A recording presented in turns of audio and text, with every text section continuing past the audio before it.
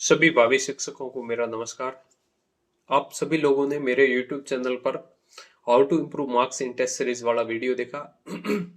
उसमें मैंने जो बातें बताई थी आप लोगों ने फॉलो की। उसके बाद जो आपने टेस्ट दिए उसमें अच्छे नंबरों की बढ़ोतरी हुई। जैसा कि कल आप सभी ने मेरे को इस पर टेलीग्राम पे बताया था, किसी के 10 नंबर बढ़े, किसी के 15, किसी के 20 और किसी के 30 नंबर तक बढ़े।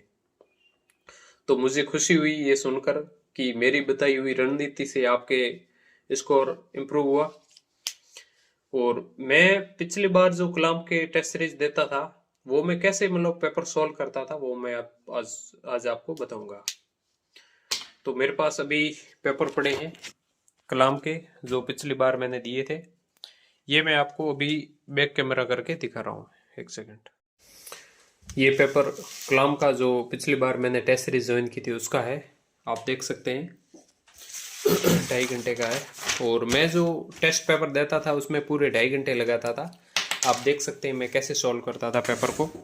जैसे फर्स्ट क्वेश्चन है, ये मैच करने का है। इधर अनुसंधान केंद्र दिए हुए और उधर उनके स्थान कहाँ कहाँ पर है वो दिए हुए। पहला क्वेश्चन है, चावल अनुसंधान केंद्र कहाँ पर स्थित है। पहले को मैच किया बांसवाड़ा। फिर इधर देखा तो ए में 5 एक जगह ही है।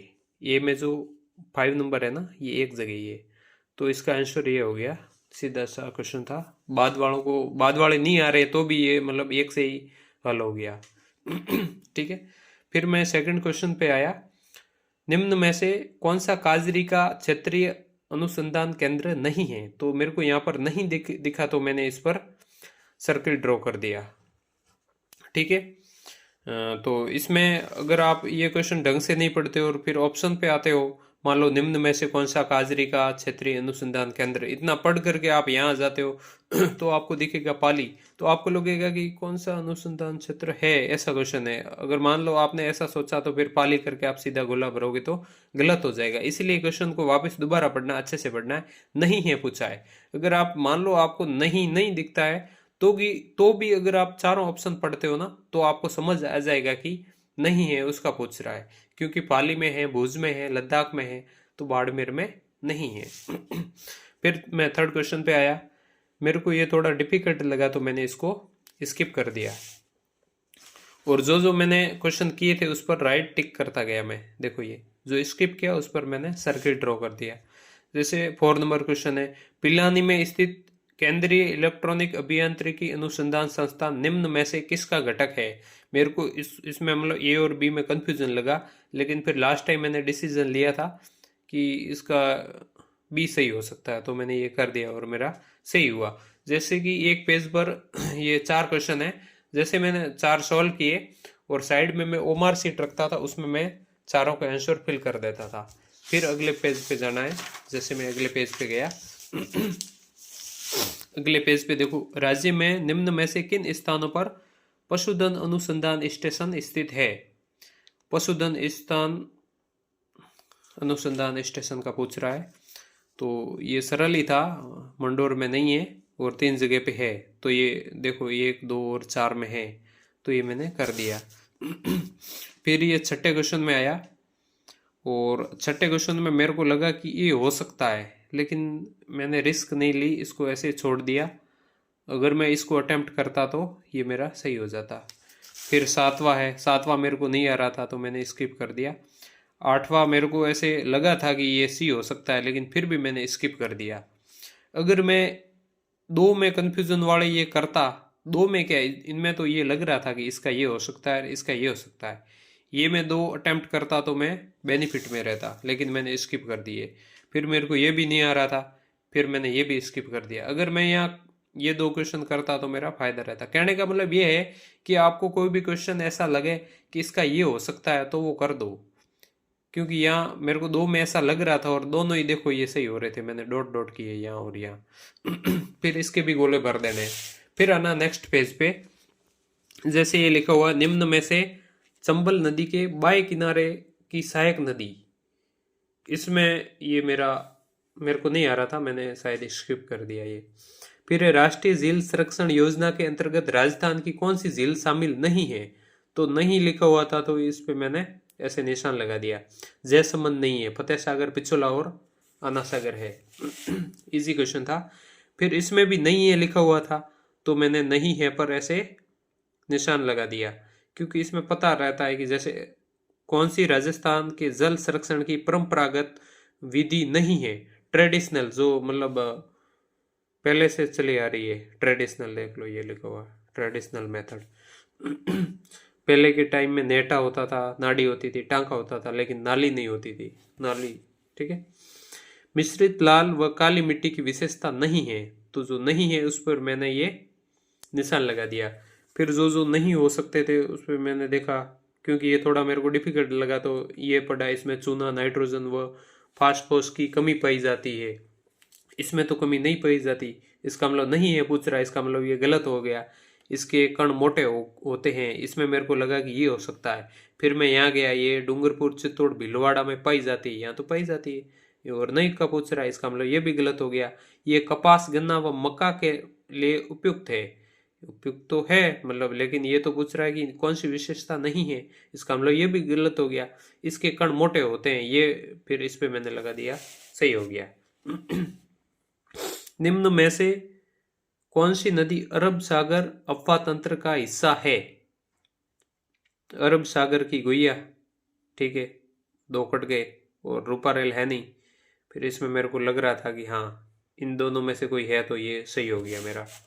राजस्थान में सर्वाधिक क्षेत्र कौन सी अफवाह तंत्र विस्तृत है? सर्वाधिक क्षेत्र पर पूछा है, तो मैंने देखो यहाँ अंडरलाइन कर दी। ऐसे आपको अंडरलाइन भी करनी है ऐसे क्वेश्चन में, ऐसे जैसे अरब सागर अफवाह तंत्र का हिस्सा पूछा है, यहाँ पूछा राजस्थान में सर्वाधिक क्षेत्र पर कौन सी अफवाह तंत्र विस्तृत है, ठीक है, आंतरिक है 60%। इस तरह से मैंने पूरा पेपर देखो ये सॉल्व किया है। देखो जैसे ये है, ये सूची फर्स्ट और सेकंड से मैच करना है। कोलायत कहाँ आया हुआ? बीकानेर में। कावोद जैसलमेर में। ये जिले शायद, हाँ, स्वरूप सागर उदयपुर, कायलाना जोधपुर में, ठीक है। फिर है राजस्थान में अफवाह क्षेत्र की दृष्टि से नदियों का सही आरोही क्रम पूछा है। आरोही क्रम अफवाह तंत्र की दृष्टि से पूछा है, तो इसकी एक ट्रिक है, बलचम, चंबल नहीं, बलचम, ये ट्रिक है। तो ब ल च म, ठीक है, इसका आरोही क्रम पूछा था, ठीक है। आरोही क्रम ये माही, चंबल, लूणी और बनास, ठीक है। फिर है निम्न में से कौन सा सही सुमेलित नहीं है? जाखम बांध प्रतापगढ़ में है, जवाई बांध जालोर में नहीं है, पाली में, तो ये मेरे को लग गया पाली है, ठीक है। यही फिर ये राणा प्रताप सागर है जो चित्तौड़ में है, पांचना बांध जो कि मिट्टी का बांध है जो करौली में। फिर निम्न में से कौन सा सही सुमेलित नहीं है? कोठारी, दिवेर की पहाड़ी, बनास, बनास बिजराल की पहाड़ी में, इसका उद्गम बनास का बिजराल की पहाड़ी से नहीं है, तो ये जो है सही सुमेलित नहीं है, तो इसका ये सही हो गया, ठीक है। उत्तरी जैसलमेर में पालीवाल ब्राह्मणों के द्वारा जल संरक्षण की परंपरागत विधि क्या कहलाती है? खड़ीन कहलाती है। इजी क्वेश्चन था। देखो तो इस तरह से मैंने ये कैसे सॉल्व किए हैं, मैं आपको ऐसे वीडियो में दिखा देता हूँ, आप देख लेना थोड़ा स्किप करके।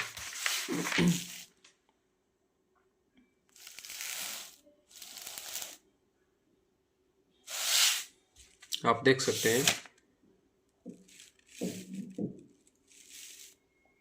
ऐसे, आपको अंडरलाइन कर करके और ये निशान लगा लगा के, जैसे नहीं है तो उस पर निशान लगा देना है ना। ये मार्कर तो मैंने बाद में लगाया, मार्कर तो मैंने इसकी आंसर की आई थी, तो आंसर जो सही थे वो मार्कर से मार्क किए थे।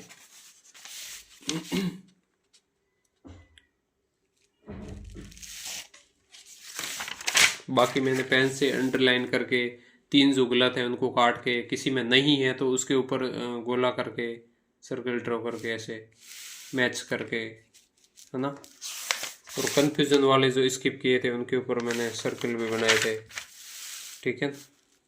तो ये इस तरह से मैंने पेपर सॉल्व किया था पूरा।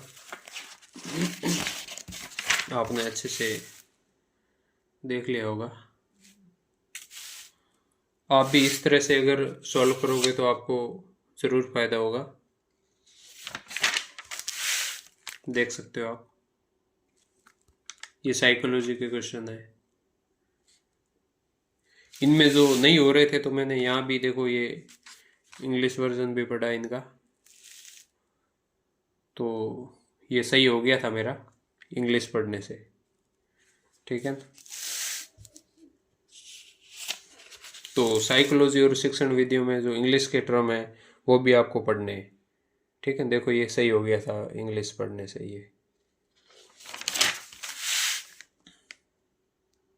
ये देख लो।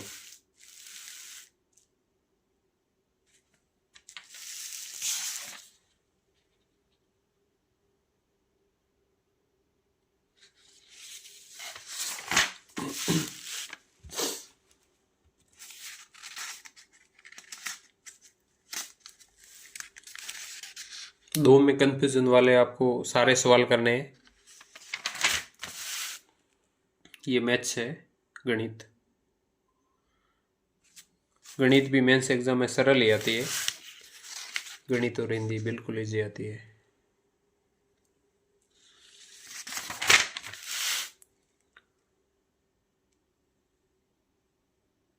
ये देखो यहाँ मैंने ध्यान से देखा नहीं था, ये स्लैश था और ये डैश, तो मैंने ये देखा नहीं था, तो इस वजह से गलत हो गया ये।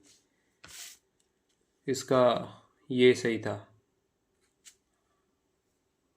तो इतनी मतलब बारीकी से आपको ध्यान रखना है।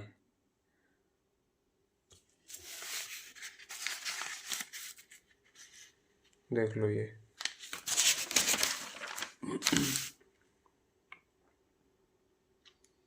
ऐसे अंडरलाइन करके आपको मार्क करके पूरा पेपर सॉल्व करना है ऐसे। देख लो ये, तभी रिजल्ट आता है। आपको पूरा 2.5 घंटे का टाइम लगाना पेपर में पूरा।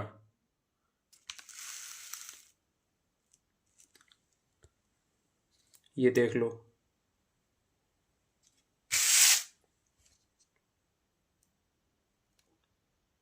ये शिक्षण विद्या और इंग्लिश, इंग्लिश की शिक्षण विधियाँ, टीचिंग मेथड्स ऑफ इंग्लिश, ये हो गया पूरा। तो मैं वापस से बता देता हूँ कि टेस्ट सीरीज में आपको क्या क्या ध्यान रखना है। आपको फर्स्ट बात तो ये है कि आपको पूरे 2.5 घंटे लगाने हैं। हर क्वेश्चन को आपको अच्छे से 2 बार पढ़ना है और उसके चारों ऑप्शन को पढ़ना है। अगर किसी में नहीं है लिखा हुआ है तो उस पर सर्किल ड्रॉ करना है। अगर आपको कोई भी क्वेश्चन नहीं आ रहा है तो उसको आप स्किप कर दें और आगे बढ़ जाएं, उस पर टाइम खराब नहीं करें।